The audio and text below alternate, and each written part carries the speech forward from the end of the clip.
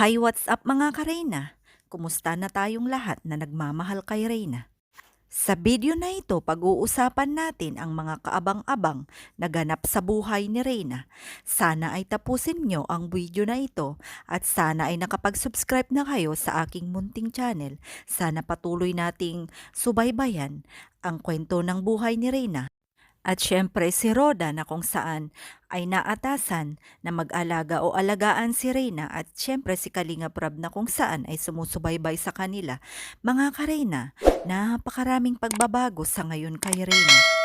Napakaraming improvements simula nung mabigyan siya or mag-start siyang mag-tutor na ngayon ay nakita naman natin kung paano siya mag-level up sa kanyang singing na kung saan ay meron na rin siyang tutor. Ang kanyang pag-aaral ay talaga namang makikita natin ang improvement sa kanyang mga activities lalong-lalo na sa kanyang performance sa school.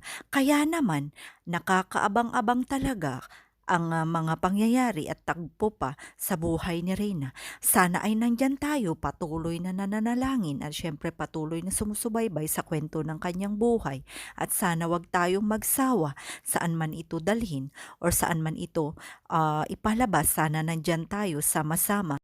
Ayon nga kay Roda ay kailangan nating abangan ang susunod na kabanata kay Reyna. Kaya naman napakarami excited kung saan ay nag-aabang ang mga susunod na mangyayari or activities ni Reyna. Maraming salamat at God bless us all.